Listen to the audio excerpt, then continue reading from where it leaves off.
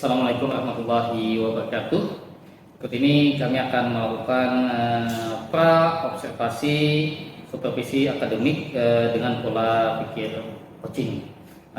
Bersama saya Ahmad Jubairi, calon guru peringkat angkatan 10 Kabupaten Barito Kuala, Provinsi Kalimantan Selatan. Kemudian ini bersama Pak Arin Udani, selaku guru mata pelajaran desain komunikasi visual.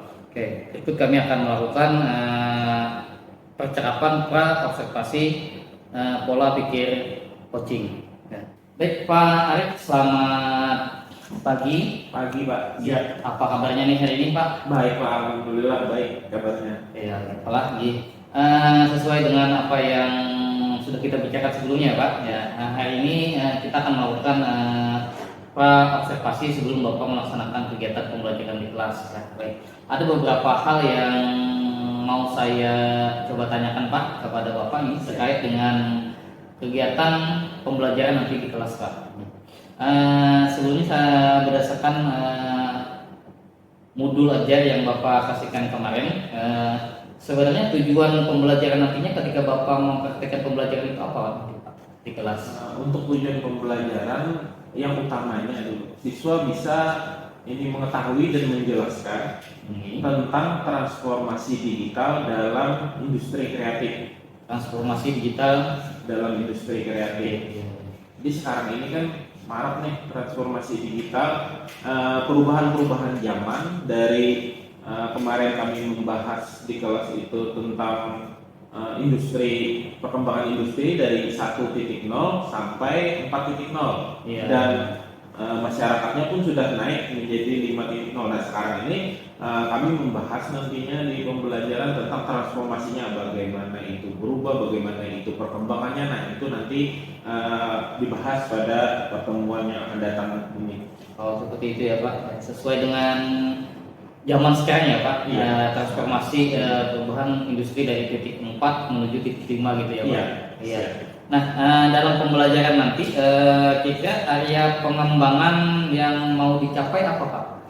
Yang mau dicapai sih terutamanya kan banyak sekarang ini anak-anak itu terpaku pada dunianya sendiri, kayak sekarang ini game, beda kan sama zaman dulu, kita zaman dulu sekolah. Nah jadi untuk keaktifan anak sekarang ini ada beberapa anak aja paling sekitar ya 20% yang aktif di kelas itu. Jadi saya ingin meningkatkan keaktifan kelas yang minimal 75% keaktifan kelas, kemudian melatih anak berkaitan dengan materi, dengan model pembelajaran untuk bernalar kritis. Oh, bernalar kritis. Jadi kan sekarang ini banyak anak-anak yang jarang nonton berita baik dari Kompas, CNN itu tentang teknologi digital. Mereka cuma bisa menerapkan itu dalam kehidupan sehari-hari tanpa mereka tahu asal usulnya, tanpa mereka tahu apa itu transformasi digital. Nah, jadi saya ingin memperkenalkan dan membuat mereka agar berpikir nalar kritis. Oh begini, misalkan awal mulanya itu untuk pengenalan selanjutnya seperti ini Pak. Ada dua area pengembangan ya yang mau dikembangkan tadi ya Pak. Iya, yang pertama siswa aktif nih. Iya. Dan kemudian yang kedua siswa nanti mampu berpikir dan benar kritis dari informasi yang didapat gitu ya Pak. Nah dari area pengembangan yang hendak dicapai tadi Pak, kira-kira dalam strategi apa nih yang akan Bapak lakukan nanti dalam pembelajaran di kelas nanti? Nah, jadi untuk strategi yang saya terapkan, saya ini buka teori, buka landasan teori. Kan untuk keaktifan siswa kalau untuk bernalar kritis, rata-rata siswa kalau semua metode atau model pembelajaran sudah diterapkan, dia masuk itu teori nalar kritis. Cuman untuk keaktifan siswa ini saya lihat banyak metode-metode kooperatif, cuman yang untuk keaktifan sekarang ini sama dengan siswa sekarang ini kan mereka Gen Z ini, generasi Z ini kan mereka maunya tuh game bermain. Nah, jadi saya menerapkan nanti model metode kooperatif tipe TGT. TGT ya Pak. TGT. TGT itu kalau sudah saya masukkan di modul untuk TGT kepanjangannya Team Games Tournament. Nah, jadi saya banyak mendapatkan masukan dari teman-teman untuk untuk kita ice breaking. Ice breaking ada yang banyak masuk ke pembelajaran, ada yang cuma ice breaking untuk permainan biasa aja. Nah, kalau untuk TGT ini beda. TGT ini dia model pembelajaran, cuman sekalian langsung belajar di dalamnya. Jadi kalau kita lihat seperti yang di TV-TV edukasi itu, jadi ada beberapa kelompok dibagi. Nah, jadi si pembicara ini memberikan jawaban, mereka kelompok-kelompok itu menjawab dengan perwakilan satu kelompok. Nah, di sana itu sesuai dengan alur pembelajaran TGT. Pertama kita presentasi dulu. Yang pertama, presentasi ini bukan berfokus kepada cuma PowerPoint atau kita papan tulis, akan tetapi presentasi ini bisa kita kaitkan dengan nalar kritis. Dengan misal nih, siswa sekarang ini jarang mendengarkan berita tadi. Jadi kita buat aja presentasinya dalam tipe berita. Jadi kita tampilkan berita, misalkan ada 3 berita. Kemudian mereka sudah memahami, sudah presentasi. Kemudian sesuai langkah TGT selanjutnya kita membagi kelompok. Jadi membagi kelompok itu secara heterogen sesuai teori dengan ras yang berbeda, dengan jenis kelamin yang berbeda, satu kelompok 5 sampai 6 orang. Jadi nanti di kelas nanti saya terapkan mungkin ada 3 kelompok tuh di kelas nanti, karena kan siswanya ada 17 nih kebetulan yang saya masuki ini. Sudah kita bagi kelompok, kemudian di saat itu siswa sudah dibagi sesuai arahan duduknya. Nah, baru kita menanyakan pertanyaan sesuai dengan materi tadi yang kita tampilkan di berita tadi. Jadi siswa itu apabila bisa menjawab, ini kita kasih poinnya 1 di dalam kelompok. Nah, itu jadi siswa di sana merasa terbangun ini yang keaktifannya. Lawan juga siswa ini kadang malu-malu karena dia kan berkelompok dan membuka wawasan untuk teman-teman yang lain yang satu kelompok tadi berkaitan dengan nalar kritis juga. Wah, ini strategi yang bagus nih Pak. Ya, mudah-mudahan ini bisa dilaksanakan nanti ya Pak. Ya, amin. Kemudian untuk pelaksanaannya nanti kapan nih Pak? Kira-kira Pak untuk pelaksanaan kegiatan pembelajaran ini? Pelaksanaannya kira-kira saya masuk di hari Senin atau Selasa pada jam kalau Senin itu jam 1 sampai ke jam 3, kalau Selasa itu kira-kira jam 8, 9, 10. Jam 10 ya Pak? Iya. Baik. Oke, bagus sekali Pak. Tujuan pembelajaran tadi ingin siswa untuk bisa aktif dan mempunyai nalar kritis ya Pak. Ya, dengan area pengembangannya tadi keaktifan dan nalar kritis. Kemudian strategi yang mau dikembangkan tadi dengan metode kooperatif TGT ya Pak. Iya, TGT. Kemudian presentasi, kemudian interaksi, memahami informasi yang telah diberikan gitu. Oke, bagus sekali Pak rencana yang mau Bapak laksanakan nanti. Mudah-mudahan apa yang direncanakan, apa yang sudah kita bicarakan nanti bisa terlaksana ya Pak. Iya, Pas siapnya. Sekali lagi Pak, tetap semangat. Mudah-mudahan apa yang sudah dibicarakan pada hari ini bisa terlaksanakan dengan baik dan sukses Pak. Iya, ya, pasti. Iya. Demikian Pak. Memahami maupun menjelaskan ke depan. Nah, jadi Bapak nih kenapa jadi industri kreatif bisa menjelaskan. Terus sebelum itu Bapak mau bertanya dulu buat kalian nih. Adakah yang tahu apa itu kepanjangan AI atau AI? Ya, silakan. Nah, baik, tepuk tangan dulu buat Robina.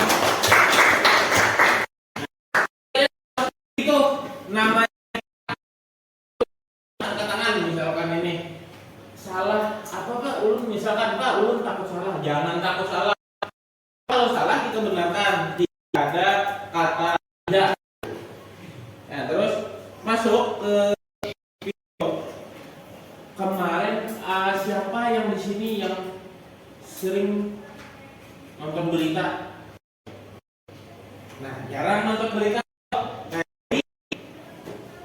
biasanya bapak ibu yang lain membuka presentasi pakai PowerPoint. Kan kalau bapak di sini beda, kita nonton video berita. Jadi beritanya tentang apa Pak? Beritanya tentang transformasi digital dalam industri. Jadi ada beberapa berita dari CNN. Jadi kita nonton. Nanti kalian setelah nonton ini sambil dicatat boleh, Bapak bagi kelompok. Terus setelah bagi kelompok, Bapak ajukan pertanyaan sesuai metode yang tadi. Baiklah. Ini video pertama. Transformasi digital bukanlah sebuah pilihan, melainkan sebuah keharusan. Digital transformasi saat ini seolah menjadi mantra wajib yang harus diikuti oleh para pelaku dunia usaha. Kalau pertumbuhan ekonomi mulai melambat, maka hanya ada dua cara yang harus kita lakukan. Yang pertama dengan melakukan efisiensi, dan yang kedua melakukan inovasi. Di sisi inilah teknologi menawarkan banyak peluang, di antaranya dengan menggunakan big data, Internet of Things, ataupun artificial intelligence. Namun yang harus kita sadari bahwa proses digital transformasi ini bukanlah hal yang sederhana, dibutuhkan kemauan dan juga kepemimpinan yang kuat. Liputan ini adalah kerjasama antara CNN Indonesia dan Fujitsu. Kemudian tadi banyak hal-hal yang dikatakan di dalam transformasi digital dan industri kreatif. Transformasi digital tadi perubahan yang mendasari digitalisasi. Kemudian ada yang disebut dengan industri kreatif. Industri kreatif itu apa? Kita bahas yang sudah yang semalam. Industri kreatif itu adalah hal-hal, ide-ide yang baru yang dapat dijadikan peluang usaha, peluang industri. Catatan kemarin kalian ada hasil asesmen diagnostik kognitif. Ada yang suka belajar dengan visual, ada ikut nyaman ganti.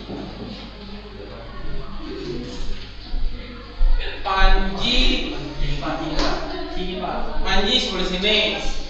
Tuh. Yang mau cuci muka silahkan cuci muka biar fresh.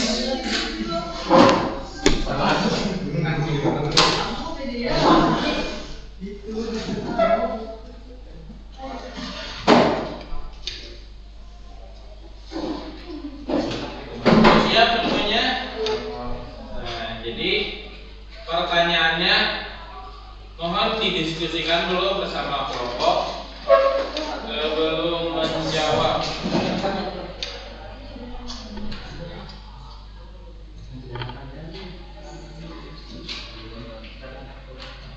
Pertanyaan pertama, sudah?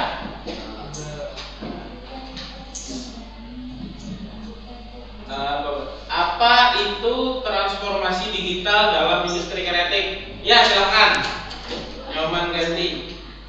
Perkenalkan, nama saya Nyoman Gandhi. Saya dari kelompok 2 ingin menjawab apa itu informasi digital dalam industri kreatif.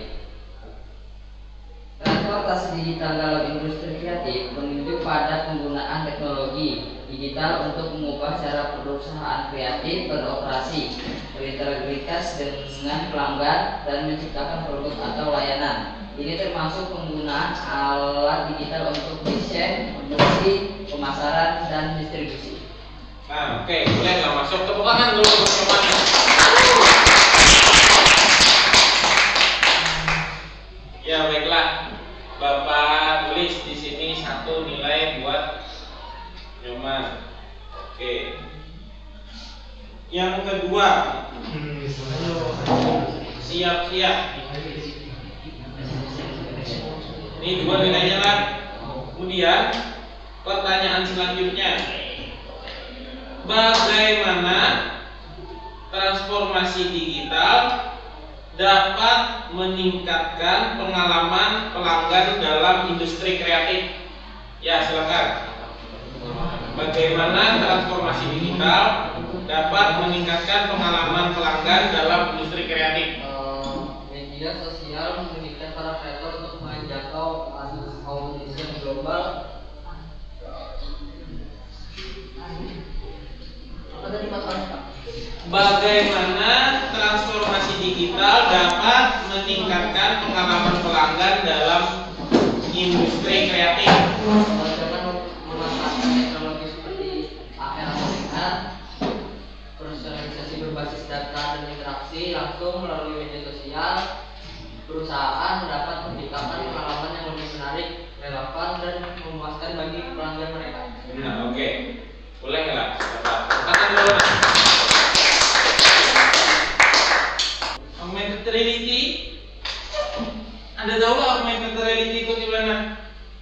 Kalau VR tadi yang pakai kacamata, lalu ditutup pakai kacamata, jadi seakan-akan kita tuh di dunia lain, main-mainan, bergerak. Kita bergerak, dia bergerak juga.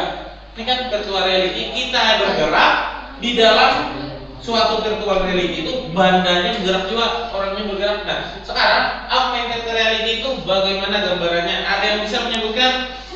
Silakan kalau bisa tahu. Apa? Gimana? Hai, apa kabar? Ya. Iya, silakan jangan pagi. AR. Ada filter wajah di aplikasi media sosial yang menambahkan elemen digital seperti kacamata, topi, atau hewan pada wajah pengguna ketika memotret diri sendiri. Oke, nah tepuk tangan dulu. Baiklah, silahkan kembali ke tempat kalian. Nah, kelompoknya kembali ke tempat kalian masing-masing.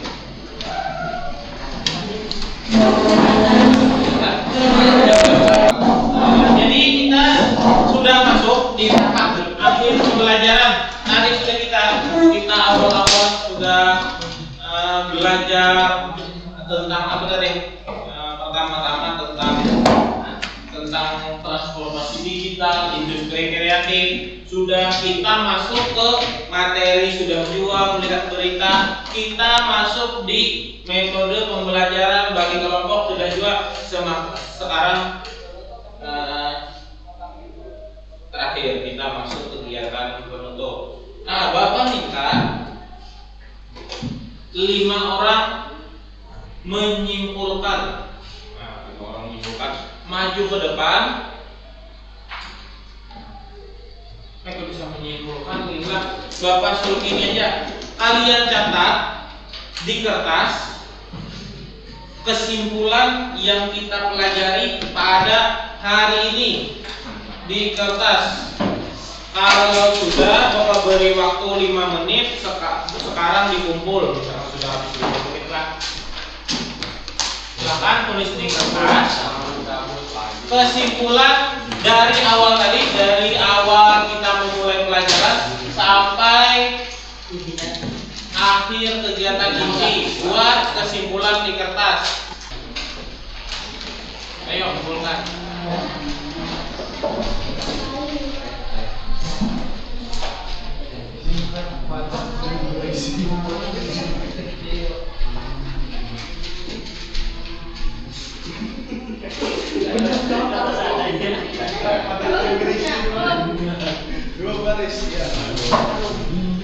Sudah semua kan kira belum? Aida belum juga. Hobi. Hobi, tidak ada logak rame.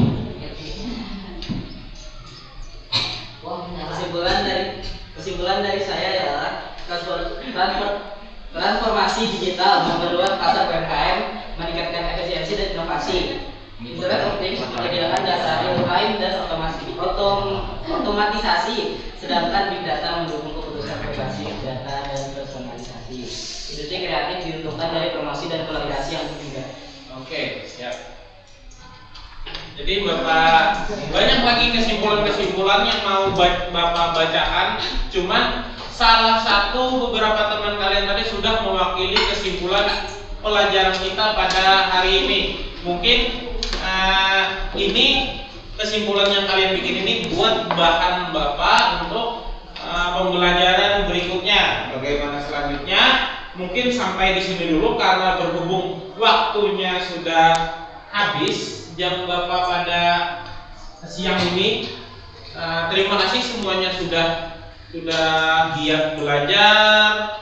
Pokoknya kalian harus semangat, jangan lupa untuk minggu depan kita usahakan absen kita full 100%, tidak ada yang parai, tidak ada yang sakit. Bapak doakan semoga semua sehat semuanya. Bapak akhiri pelajaran pada siang ini dengan mengucapkan terima kasih. Bapak akhiri dengan wabillahi taufiq wal hidayah. Assalamualaikum warahmatullahi wabarakatuh. Waalaikumsalam warahmatullahi wabarakatuh. Waalaikumsalam. Baik, terima kasih. Selamat pagi menjelang siang. Alhamdulillah hari ini saya Ahmad Jubairi, calon guru pembina angkatan 10 Kabupaten Barito Kuala, kemudian ditemani bersama pengajar praktek Bapak Haji Kasful Anwar, kemudian ditemani juga sama Pak Arin Murdani selaku guru yang akan di-coach pada hari ini. Kami hari ini akan melaksanakan kegiatan pasca observasi terkait supervisi akademik dengan pola pikir coaching. Ya. Baik Pak Arin, apa kabar hari ini Pak? Baik, Pak. Iya, mudah-mudahan dalam keadaan sehat dan baik selalu ya Pak. Oke. Kita hari ini akan melanjutkan kegiatan coaching ya Pak, berkaitan dengan pasca observasi. Nah, dari beberapa catatan yang telah kita laksanakan sebelumnya Pak, terkait dengan ada kegiatan pra observasi dan observasi Pak. Jadi, mungkin kita mengulang beberapa poin terkait yang apa yang sudah kita bicarakan sebelumnya ya Pak. Di mana pada saat pra observasi tujuan pembelajarannya itu siswa memahami dan mampu berpikir kritis mengenai informasi transformasi digital ya Pak. Kemudian area pengembangan yang hendak dicapai itu keaktifan siswa dalam menjawab berbagai pertanyaan yang diajukan. Kemudian siswa mampu bernalar kritis tentang perkembangan transformasi digital. Strategi yang dipersiapkan yaitu keaktifan siswa dengan mengajukan pertanyaan pemantik dan kuis TGT ya Pak, tim, game, turnamen. Oke, kemudian untuk yang kenal kritisnya, Bapak menggunakan strategi itu siswa mencari informasi dan menyajikan pertanyaan dengan menyandingkan pertanyaan tersebut berdasarkan informasi yang didapat. Seperti itu ya Pak. Kemudian berdasarkan hasil observasi kemarin Pak, aspek dan strategi pengembangan yang sudah terlaksana yang saya lihat berdasarkan hasil observasi kemarin, keaktifan siswa dengan strategi yang sudah Bapak sampaikan itu udah terlihat Pak. Sudah terlihat sesuai apa yang sudah direncanakan. Kemudian berdasarkan ajuan pertanyaan pemantik, kemudian menjawab pertanyaan berdasarkan kuis dan game kemarin dalam kelompok. Kemudian siswa juga dibagi dalam beberapa kelompok berdasarkan analisis asesmen awal yang sudah Bapak dapat ya Pak. Baik Pak, terkait dengan pasca observasi kegiatan coaching pada hari ini Pak, dari yang apa yang sudah kita kerjakan kemarin Pak, dari dari kegiatan pelaksanaan pembelajaran ya Pak, kira-kira apa nih refleksi Bapak terhadap kegiatan kemarin Pak, apa yang Bapak rasakan? Yang saya rasakan dari kegiatan kemarin untuk pembelajaran dulu Pak ya. Pembelajaran dulu untuk model TGT kemarin terlaksana sebelumnya dan mendapatkan hasil yang sesuai sudah termasuk aktifan siswa kemarin. Nah sekarang tapi masih ada menurut saya di dalam pembelajaran yang saya terapkan, masih ada di dalam sub keaktifan siswa masih ada penalaran terkait masalah penalaran, di mana kemarin itu saya memberikan pertanyaan kepada siswa berupa game turnamen. Pertanyaannya mereka masih mencari di sumber belajar, padahal itu pertanyaannya masih terkait gampang, bukan hot ya. Contohnya pertanyaannya begini, terkait transformasi digital. Berikan contoh transformasi digital pada saat ini. Jadi mereka ada menjelaskan. Nah kemudian ada menyebutkan poin-poin terkait AR dan VR. Setelah itu saya tanya langsung nih. Saya tanya secara spontan dengan maunya respon siswa itu cepat. Apa itu AR? Apa itu VR? Itu kan dua pertanyaan yang berbeda. Dan itu saya masukkan ke poin-poin pada saat game itu. Akan tetapi siswa masih membuka sumber, membuka buku, membuka di internet juga kan terkait masalah pertanyaan itu. Tuh pertanyaan itu termasuk pertanyaan yang lot bukan hot, pertanyaan yang gampang. Low thinking ya Pak. Iya.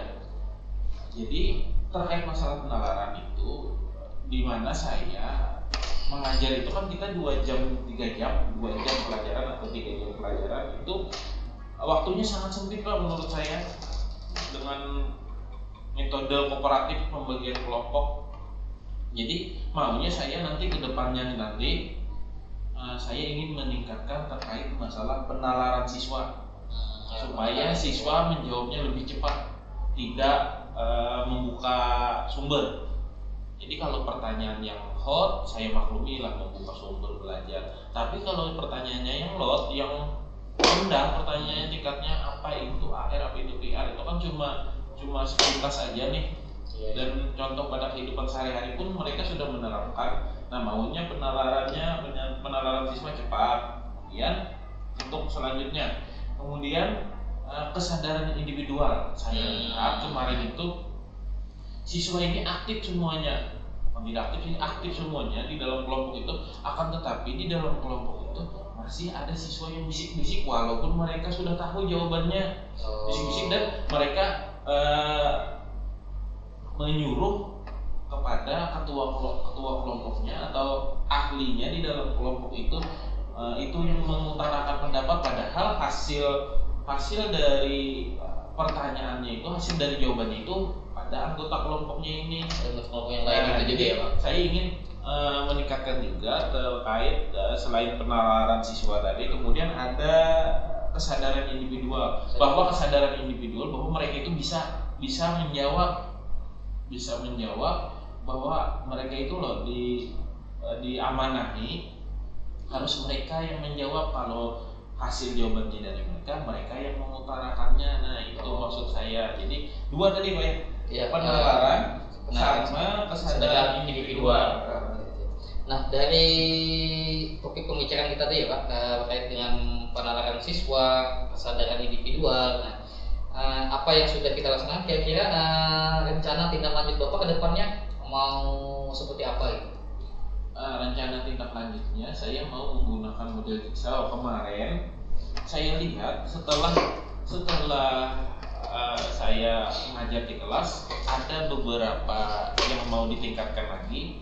Jadi saya melihat bahwa ada model yang pas untuk kayak yang akan selanjutnya saya hadapin. Saya lihat kemarin itu ada 4 siswa yang lebih ahli daripada yang lain. Jadi salah satunya Nyoman, Robi, Sipa, dan Siti Repalina. Mereka sudah ahli tuh. Saya lihat dari asesmen mereka nih, dari tim asesmen kognitif dan diagnostik, mereka sudah emang sesuai. Mereka itu kombinasi visual dan auditory. Kalau yang lainnya ada visual saja, ada audio aja. Jadi nantinya saya membaca-baca untuk jigsaw ini pas. Jadi pembagian kelompok di dalam jigsaw itu ada namanya kelompok ahli. Jadi mereka dibagi 4 orang dulu, dan yang ahli ini saya anggap memimpin kelompok. Mereka yang 4 orang ini nantinya ke depannya masuk ke dalam satu kelompok. Sisanya untuk anggota yang lain kita pilih secara heterogen, baik itu dari jenis kelamin, suku, ras, ataupun yang lainnya. Kita bagi. Setelah mereka diskusi, mereka ke kelompok ahli.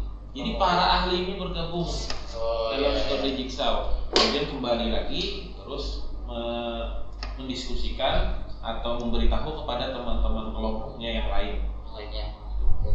Nah, kan metode jigsaw tadi ya Pak, ya. Tujuan yang hendak dicapai dari metode tadi yaitu siswa lebih aktif kembali ya Pak, kemudian mempunyai kesadaran individu. Nah, ukuran keberhasilannya itu seperti apa nanti Pak? Nah, untuk keberhasilannya, kalau saya lihat dari penelitian ada beberapa ahli juga mengatakan di Texas University, kemudian di penelitian mahasiswa di kampus kayak Unlam atau Stikip Keguruan di Banjarmasin, itu ada dia mengambil salah satu skripsi itu terkait jigsaw. Yang dulunya mereka melakukan penelitian di SMK Negeri 2 Marabahan di jurusan multimedia juga. Waktu itu perempuan. Jadi awal mula itu untuk terkait keaktifan Pak ya, keaktifan walaupun di dalamnya ada penalaran juga. Untuk keaktifan sama hasil belajar dia meningkat Pak. Sebelumnya di bawah 75, di bawah KKM untuk mungkin satu materi gitu. Selanjutnya meningkat menjadi 83% kalau ada salah saya baca. Dalam bentuk presentasi gitu ya? Presentasi ya. Oke. Nah, dalam kegiatan ini rencana Bapak mau menggunakan metode baru ya Pak, jigsaw ini. Ya, pengembangannya di mana penalaran kritis, kemudian kesadaran individual ya. Faktor pendukungnya Pak apa saja nanti untuk melaksanakan kegiatan itu? Atau yang dapat mendukung kegiatan Bapak?